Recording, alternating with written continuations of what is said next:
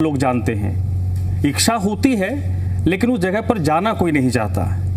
आज मेरे साथ एक ऐसे मेहमान हैं जिन्होंने अपने जीवन का एक बड़ा हिस्सा उस जेल के अंदर गुजारा है और देश के अंदर बहुत ऐसी बड़ी घटनाएं हुई हैं जिनके वो गवाह रहे हैं। तो मेरे साथ स्वागत कीजिए जी दिल्ली एनसीआर हरियाणा पर साउथ ईस्ट एशिया के सबसे बड़े जेल तिहाड़ जेल जो दिल्ली में स्थित है वहां पर अपनी सेवाएं दे चुके सुनील गुप्ता सर का। सर बहुत बहुत स्वागत आपका।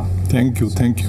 और मेरे साथ इस वक्त मौजूद हैं इस पैनल में हमारे जी दिल्ली एनसीआर हरियाणा के आउटपुट हेड सोनू शर्मा और मेरे सहयोगी दीपिका। हम तीनों सर से उस चार दीवारी के अंदर की हकीकत को समझने की कोशिश करेंगे। सर पहला सवाल मेरा ये, जेल को सुधार गृह कहा जाता है, बहुत कम लोग जानते हैं कि सुधार गृह कहा जाता है, लेकिन सुधार गृह कहा जाता है। तो उसी नोट पे मैं शुरू करूंगा। क्या भारत की जेल जिसमें तिहाड़ जेल सबसे बड़ा जेल है तो वो एक नजीर बनता है, क्या वो सुधार गृह है? और मुझे एक फिल्म याद आती है कालिया, 50 साल करीब उस फिल्म को हो गए। उसमें एक डायलॉग है कि जेल के अंदर तो कल्लू गया है लेकिन जब वो बाहर निकलेगा तो कालिया बन के निकलेगा। तो क्या 50 सालों में उसमें कोई परिवर्तन आप देख पाए? देखिए, डिपेंड करता है कि स्टेट गवर्नमेंट जो है कितना इन्वेस्ट कर रही है जेल पे। जनरली क्या होता है, जेल जो है ना एक ऐसा सब्जेक्ट है जो जिस पे कोई भी इन्वेस्ट नहीं करना चाहता।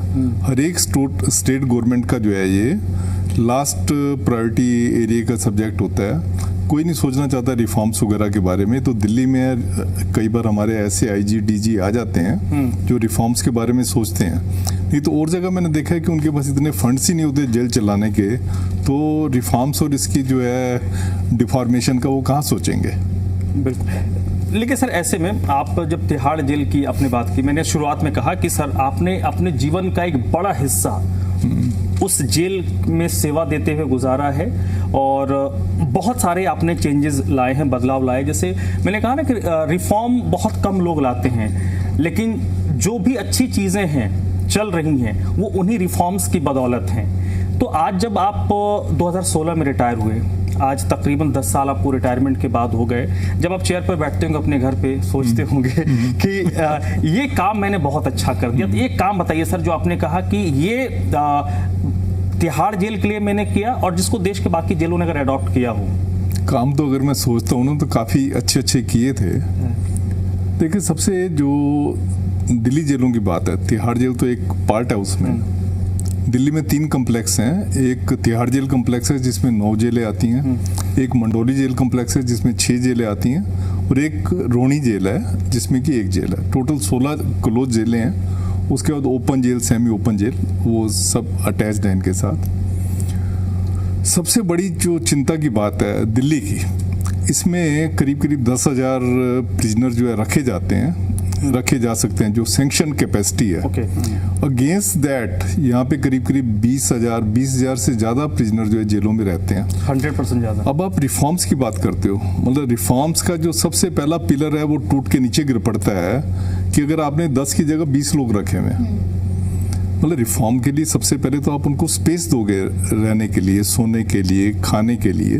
अगर आप वो स्पेस ही नहीं दे पा रहे, दिल्ली में तिहाड़ में कई जेलें ऐसी हैं जिसमें कि 4-4, 5-5 गुना लोग हैं, पर रिफॉर्म्स का पहला सबसे बड़ा पिलर ही टूट के नीचे गिर पड़ जाता है जब आप इतने ज्यादा लोग रखते हो। लेकिन सर आप बता रहे हो डबल के करीब है, लेकिन उसी तिहाड़ जेल में सर वीआईपी भी बहुत आते हैं, उनके लिए अलग से कमरे मिल जाते हैं, उनको मसाज मिल जाती है। बहुत अच्छी बात। और आपके कार्यकाल के दौरान कौन कौन सर ऐसे वीआईपी लोग रहे जो आपके सुधार गृह में आपके दौरान पहुंचे और कितने सुधरे हमने देखा है? देखिए, वैसे तो डिपेंड, मैंने आपको बताया कि ये डिपेंड करता है मैनेजमेंट के ऊपर। अगर आपका आईजी एक ऐसा है जो कि चाहता है कि वाकई सुधार होगा।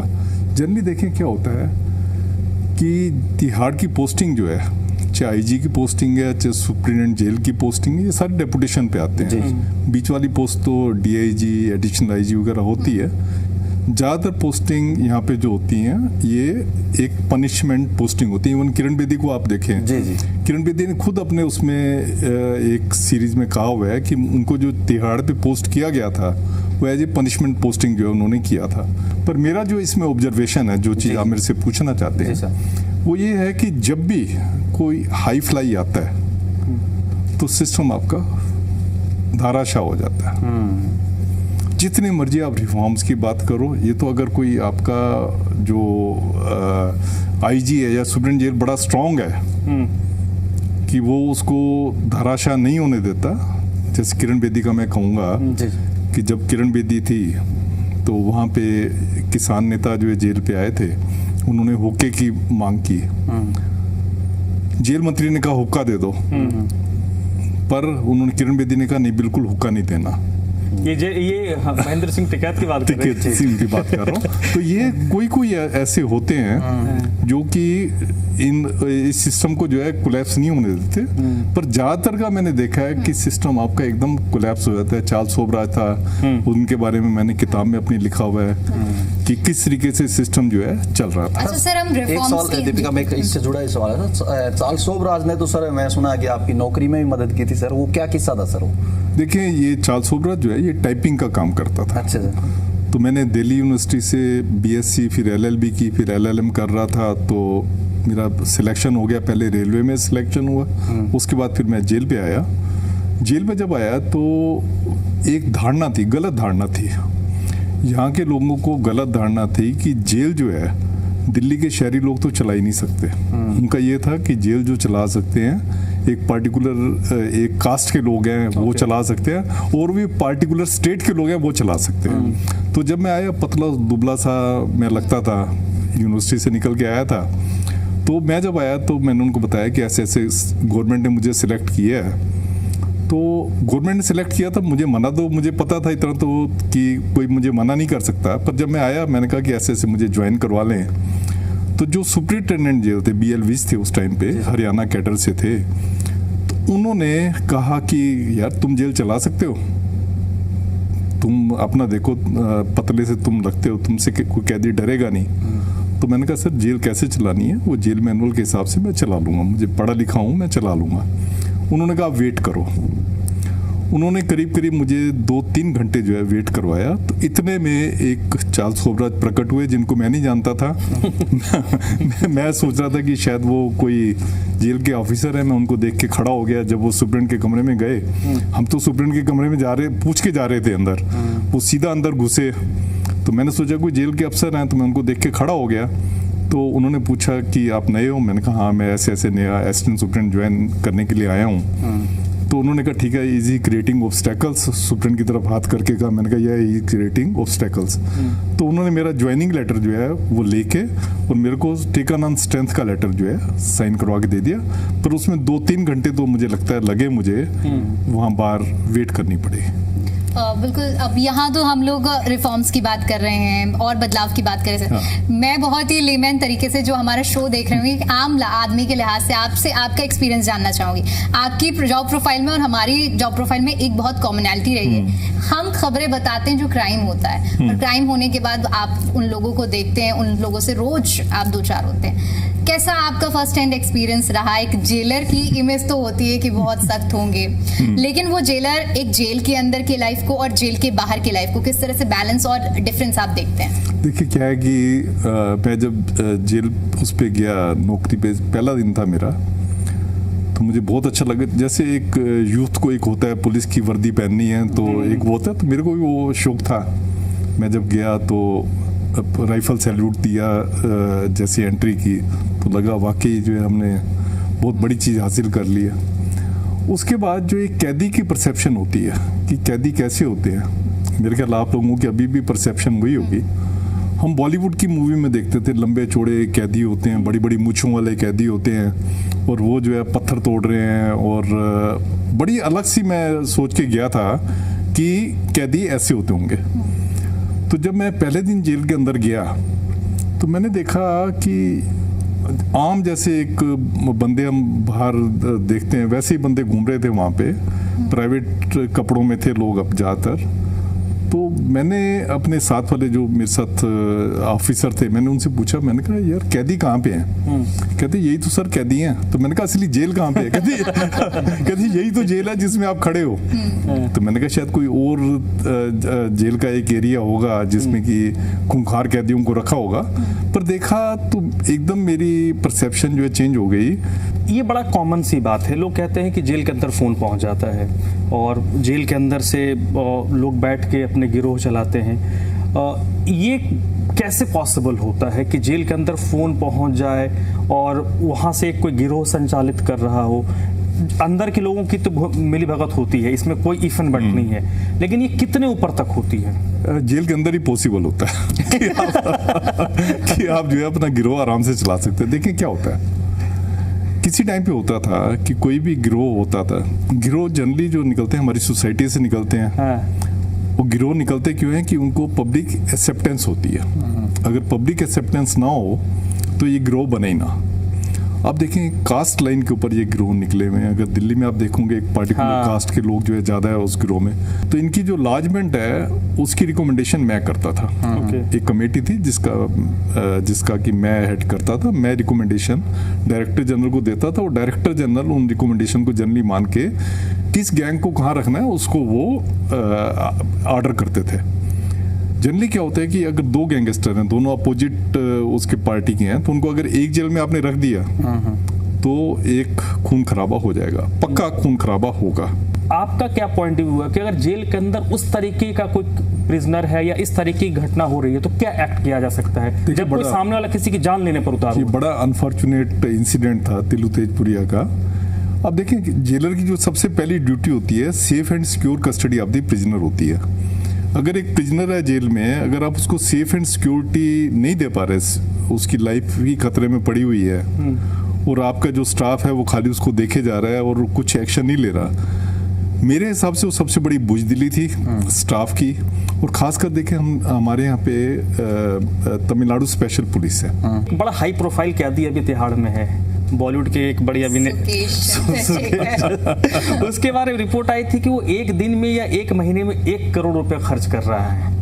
आपको वो फिगर सही लगता है कि एक दिन में या अगर एक महीने में भी अगर वो 1 करोड़ रुपया खर्च कर रहा है तो 1 करोड़ छोटी रकम नहीं है, तो पैसा कहाँ कहाँ जा रहा है, किस किस के पास जा रहा है? भाई जिस तरीके का पैसा कमाओगे उस तरीके का पैसा उड़ाओगे भी। सुकेश चंद्रशेखर का जैसे मैंने पढ़ा था कि उसने किसी से करोड़ों रुपए जो 200 करोड़ के करीब जो उसने रैन बैक्सी वालों से या दूसरों से जो है ठगा था।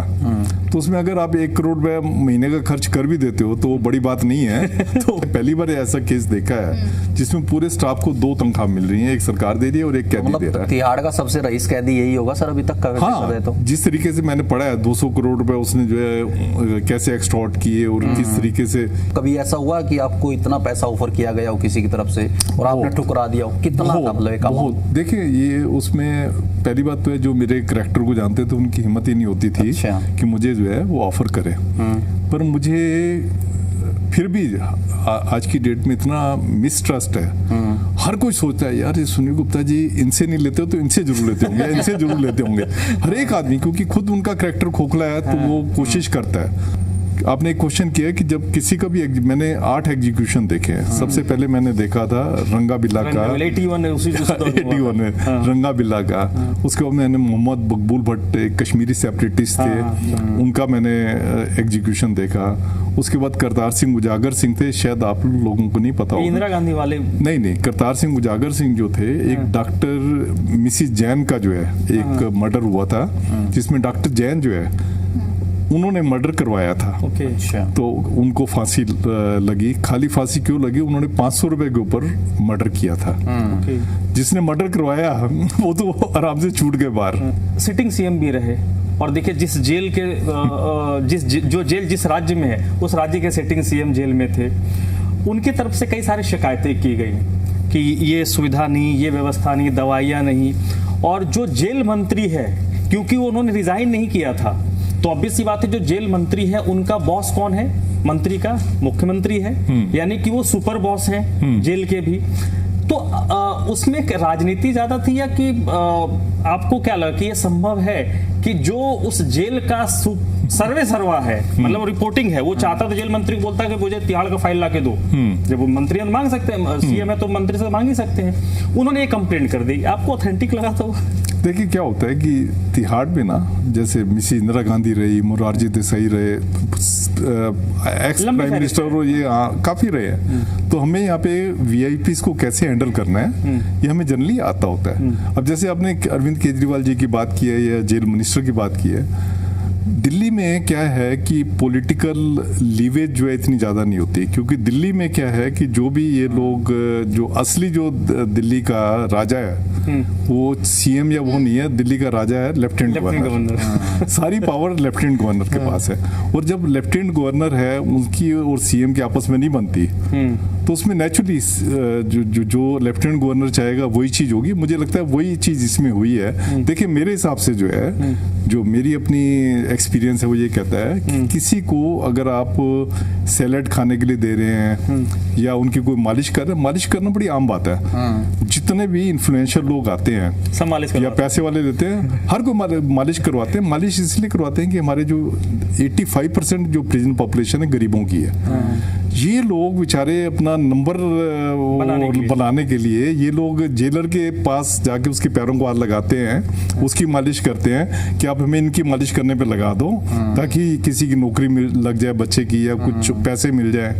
तो हर कोई किसी की मालिश होती है, तो ये इनकी जो मालिश हुई या कुछ हुई ये कोई बड़ी बात नहीं थी, पर क्योंकि गवर्नमेंट में आपस में एक डिस्प्यूट था, इसी वजह से ये बहुत बड़ी बात बन गई। नहीं तो जनरली मालिश वगैरह तो चलता एक सवाल दीपिका, सवाल रोटी वाला जरूर पूछना। वही पूछना कि हमने ना बचपन से हम जब खेला करते थे, एक बहुत हम लोग बोला करते थे कि जेल की रोटी खानी पड़ेगी, जेल का पानी पीना पड़ेगा। अब जब हम बड़े हुए तो कुछ अभी हम डिस्कस भी जैसे कर रहे थे कि एक बहुत ही कुछ दिनों पहले एक ऐसी बात चली थी कि अगर जिसके बच्चे नहीं हो रहे हैं वो रोटी खा लेंगे, अगर जेल का खाना खा लेंगे तो उनको बच्चों का जो इशू आ रहा है वो, क्या आप तक ये बातें आई थी? कुछ मैंने इस न्यूज में ये भी पढ़ा था कि आपके अड़ोसी पड़ोसियों ने भी अप्रोच किया था कुछ लेडीज जो छोटे छोटे क्राइम करके वो जेल जाकर इसलिए सिर्फ कि उनके बच्चे हो जाएं। देखिए इसमें क्या है कि इसमें जो मेन कल्प्रिट है वो एक लाल किताब है।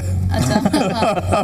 जादू टोने की किताब है, उसमें ये वाली बात लिखी हुई है कि अगर आपके ग्रह खराब चल रहे हैं, जेल का पानी पी लेते हैं, जेल का खाना खा लेते हैं, जेल की मिट्टी की ताबीज बना लेते हैं, तो आपके जो ग्रह जो है टल जाएंगे। अच्छा। बुरे ग्रह टल जाएंगे। जब तक उस वहां पर वाकई वो सुधार गृह नहीं होगा तब तक आप सोसाइटी में वो चेंजेस नहीं ला सकते। तो आमूल चूल अब एक जो दिमाग से पूरा खुराफाती हो गया है उसका तो कोई इलाज ही नहीं है। हालांकि बहुत माइनर लोग होंगे, उसके अलावा बहुत सारे लोग होंगे जो वाकई सुधरना चाहते होंगे, क्योंकि एक मैं कहीं पे मैंने पढ़ा था कि मैक्सिमम जो अपराधी होते हैं वो जो घटनाओं को अंजाम देते हैं वो कुछ सेकंड का दिमाग में फितूर आता है और वो कर जाते हैं। करने के बाद उनको पछतावा भी होता है। अगर वो जेल में गए पछता रहे हैं तो वाकई वो सुधरना चाहे तो उनको वो माहौल भी मिले कि वो सुधरे।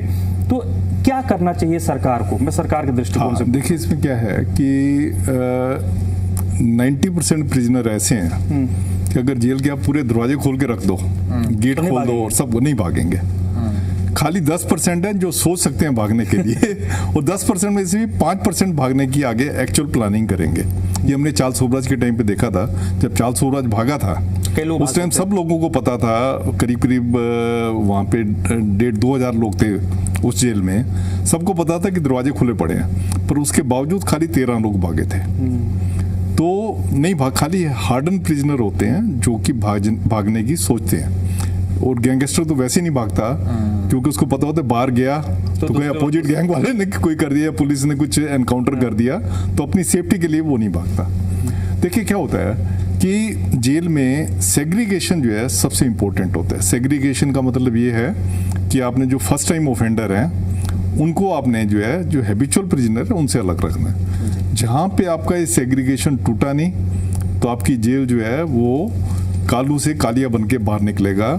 ये हायरिंग सर कैसे करते हैं? बहुत सारी हायरिंग तो जेल से ही होती है, जेल के अंदर ही करते हैं। तो जो आपने कहा ना कि फर्स्ट टाइम ऑफेंडर जो है उसको आप उन हार्ड एंड फाइन क्रिमिनल के साथ अगर रखते हैं तो फिर वो टारगेट में आ जाते हैं। तो यानी कहीं ना कहीं वो ब्रिज तो हो रहा है, जबकि 17-18 साल के लड़के लॉरेंस के प्रभाव में आ जा रहे हैं या कोई भी XY गैंगस्टर। ये सारा जो है जेल मैनेजमेंट पे होता है। अगर जेल मैनेजमेंट आपकी ठीक है, मैंने आपको बताया सबसे पहली ड्यूटी जो है जेल सुप्रीम की होती है कि safety and security of the prisoner. अगर आपने फर्स्ट टाइम ऑफेंडर है उसको जो है हैबिचुअल से दूर रखा है और हैबिचुअल को उसके ऊपर नजर नहीं पड़ने दे रहे तो वो बच जाएगा। और ज़्यादातर प्रिजनर हमारे ऐसे होते हैं जो फर्स्ट टाइम ऑफेंडर होते हैं, 70% प्रिजनर ऐसे होते हैं जो 6 महीने में निकल जाते हैं और सुप्रीम जेल उसके कहने पे अगर वो कर रहा था। तिहाड़ इसी से दीपिका सवाल है मेरा, कई राज्यों ने ओपन जेल का कॉन्सेप्ट एक्सेप्ट किया है, कई जगहों पर संचालित भी हो रहा है, हरियाणा में भी पेट्रोल पंप वगैरह पे काम कर रहे हैं। तो आप उसके सपोर्टर हैं या आपको लगता है कि वो ठीक है लेकिन उसमें कुछ चेंजेस किए जाएं? नहीं, पूरा मैं सपोर्टर हूँ, पर देखिए क्या है कि हमारे यहाँ जो जेलों की पॉपुलेशन है उसमें करीब करीब 80% पॉपुलेशन जो है वो अंडर ट्रायल्स की है। अंडर ट्रायल्स को वो वाली ट्रीटमेंट ओपन जेल की नहीं दे सकते, वो खाली होती है कन्विक्ट्स के केस में। वो कन्विक्ट्स भी ऐसे जो कि अपने fag end of their sentence होते हैं उनके लिए सर होती उस है। पे अभी हाल ही में एक सुप्रीम कोर्ट का भी आया था, मैंने देखा था कि स्कैन करो जल्दी से वो मिल जाए, कई देखा था हमने कि वो फैसला आपने देखा, वो सही फायदे। देखिए वैसे क्या है कि अगर आप देखेंगे हमारी इंडिया डेमोक्रेसी है, ज़्यादातर आप डेमोक्रेसी में जाएंगे वर्ल्ड में, वहाँ पे बेल जो है that is the rule and jail is the exception. तो आपके अनुभव में, आपके कार्यकाल में आपने ऐसी क्या चीजें देखी हैं जो वाकई आउट ऑफ द बॉक्स रहे हो, कि आपको लगा हो कि ये यहाँ पर कैदी जरूर हैं लेकिन यहाँ बहुत अच्छा काम कर रहे हैं और डिजर्व करते हैं कुछ अच्छा? मैंने आपको जैसे शुरुआत मैंने इससे की थी कि कैदी अगर हमारी हेल्प ना करें तो हम जेल भी नहीं चला सकते। कैदी मीन्स मैं कैदी में अंडर ट्रायल्स वगैरह को भी इंक्लूड कर रहा हूँ। अब क्या होता है कि लॉ हमारा ये कहता है कि जो भी कैदी जिसको कैद होगी, मैंने आपको बताया जैसे दिल्ली की बात करें 10% कैदी होते हैं, 90% अंडर ट्रायल है। 10% कैदियों में से जब आपको किसी को भी कन्विक्शन होती है तो उसको काम देना ये सुप्रिंटेंडेंट जेल की जिम्मेवारी है। अगर सुप्रिंटेंडेंट जेल काम नहीं देता तो उसको वेजेस देने पड़ेंगे। इसलिए काम क्या देगा, एक तो जेल फैक्ट्री होती है, जेल फैक्ट्री में आप कारपेंट्री वगैरह का काम करते हो। सर अब देखिए मेरे पास ना 2-3 मिनट है तो जल्दी से 2-3 सवाल। एक मैं कहता हूं और बहुत मेरे जैसे कई लोग कहते हैं कि इस वक्त देश का जो सबसे वीवीआईपी कैदी है हरियाणा के रोहतक सुनारिया जेल में बंद है, वो हर 2-3 महीने में राम रहीम साहब को जो सजा याफ्ता हैं उनको जमानत फरलो मिल जाती है। तो उसमें कहा जाता है कि जेल मैनुअल के आधार पर दिया जाता है। कोई कहता है कि भाई इनको तो चाबी दे दो कि सर आप आ जाओ 1 महीने दो 2 महीने बाद फिर वापस चले जाओ। तो उसमें कहते हैं कि जेलर ने माना कि इनका व्यवहार ठीक है तो उनको इजाजत दे। तो ये कैसे संभव है सर कि एक साल के अंदर 3 बार वो 30-40 दिन का पेरोल फरलो मिलता है? अगर आप दिल्ली का देखो तो दिल्ली में 5 बार एक कैदी जो है जा सकता है एक साल में। एक साल में मतलब कन्विक्ट ईयर कहते हैं, मतलब 3 बार फरलो पे जा सकता है और 2 बार उस पे मैक्सिमम कितने दिन की हो सकती है? 2 बार जा सकता है पैरोल पे। जो फरलो है हमारे यहाँ 3-3-2 मतलब 8 हफ्ते की जो है फरलो है और पैरोल जो है वो आपकी मतलब 15 दिन। फरलो और पैरोल में क्या मतलब होता है सर? पैरोल होती है कि अगर आपको कोई किसी घर में कोई डेथ हो जाती है, कोई खुशी है, मैरिज है, कोई इमरजेंसी है, उसमें पैरोल दी जाती है। वो फरलो जो है ये रिवार्ड होती है। फरलो जो होती है बड़े लिमिटेड लोग फरलो लेते हैं। हमने बल्कि इनको जबरदस्ती 2016 में जबरदस्ती इनको हमने हरिद्वार भेजा हमारे, क्योंकि 80% कैदी थे 80% कैदी निकलना नहीं चाहते थे। वो कहते थे उनके कोई है नहीं किसको देखने जाएंगे। कि आपने कई किताबें लिखी अपने अनुभव के आधार पर, एक तो वेब सीरीज भी आ चुकी है और भी कोई वेब सीरीज आने वाली है क्या? इस तरह के कोई प्लान हो? देखिए किताबें तो मेरे 3-4 हैं मेरी और 2-3 किताबें तो मेरी बिल्कुल अभी पब्लिश होने वाली हैं। एक एस्केप्स के ऊपर मैंने लिखा है कि देखिए एस्केप्स क्या होता है। एस्केप्स एक तरह का चीटिंग होता है, सिस्टम को कैसे आप चीट कर रहे हैं। तो यहाँ पे 15-16 किस्म की चीटिंग से कैसे उन्होंने एस्केप किया। एक तो मेरी किताब इसके ऊपर है, दूसरा मैंने एक एकेडमिक बुक रखी है जजों और वकीलों के लिए लिखी है, और तीसरी मेरी जो है राइट्स के ऊपर है, प्रिजनर्स के ऊपर। 3 किताबें तो आ चुकी है मेरी। अब मुझे लगता है लाइफ बहुत अच्छी चल रही है। कोई कैदी मिलने भी आया सर आपसे? कोई सजा पूरी करके? हाँ, कैदी मिलते रहते हैं, फोन करते रहते हैं। और जितना अब मुझे लगता है ना कि आपके जो ज्यादातर क्लाइंट होते होंगे सर वो तबका होता होगा जो महंगे वकील अफोर्ड नहीं कर पाते होंगे। बहुत सारे मतलब गरीब होता है। हाँ, बहुत सारे गरीब कैदी हैं जिनके बेल वगैरह के केस में करता हूँ, प्रो बोनो करता हूँ, और अच्छे केस भी आते हैं। दोनों का एक मिश्रण है जो कि मतलब ईश्वर की बड़ी कृपा है और अपना चल रहा है। चलिए सर, बहुत बहुत शुक्रिया, आपने वक्त निकाला और आप हमारे स्टूडियो में आए और अपने अनुभव को साझा किया। और मुझे उम्मीद है कि आपके इन अनुभवों का फायदा स्टेट को भी लेना चाहिए और जो आपने अपने जीवन में देखा सीखा उसको अगर वाकई इम्प्लीमेंट कर दिया जाए तो जेल, जिसको हम बहुत गंदे जगह के तौर पर बहुत नेगेटिव नोट पे लेते